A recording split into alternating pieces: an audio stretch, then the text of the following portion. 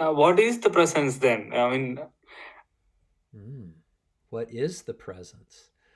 That is what remains after everything you're not has been relinquished.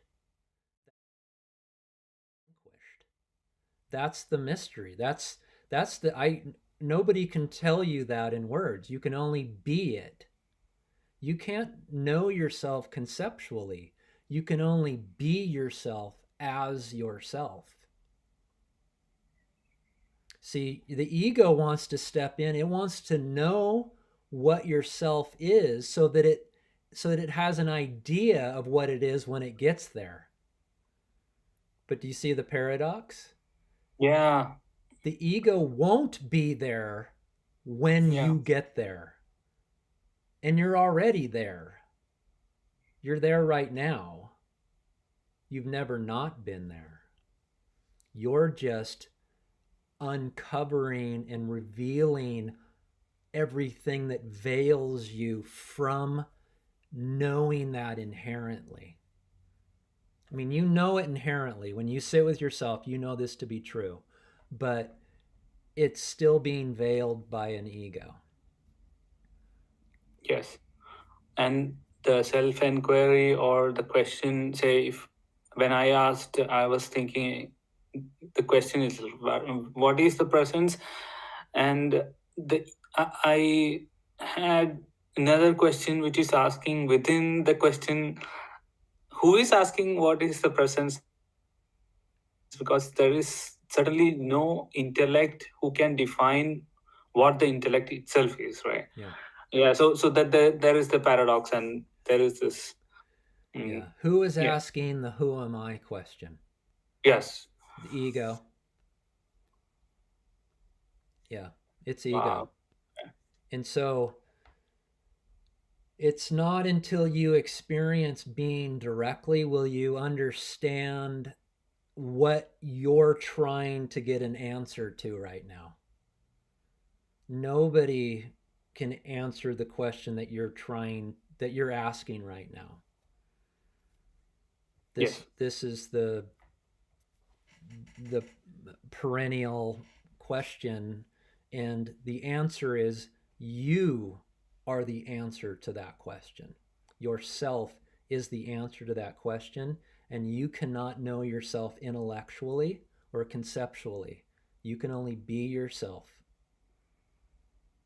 directly. Yes.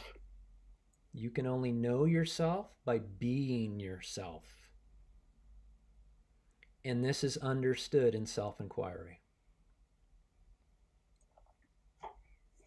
Beautiful. Yeah. Thank you. Yeah. It It's, just leads me to, yeah, yeah, more yeah, quietude, I guess. go for it. Well, it's just, I mean, when you left there, it's like mind is not asking any questions anymore, and just silence. Yeah. Yeah. Yeah, because there isn't a mind. So there, going back to this example, there's the universal mind. There's the consciousness or awareness. It's pure. That's what we could call, say, the universal mind. Then the egoic mind comes in, and it veils the beauty of the universal mind. So when this sloughs off, all that's left is the universal mind of I am. And somehow you still you don't lose any of the traits that you had before. Yeah.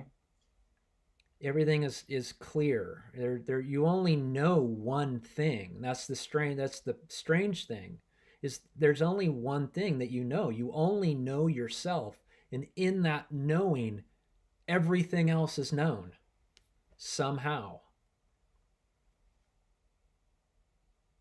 And so you could say when the mind is absent, well, that's when the egoic mind is absent.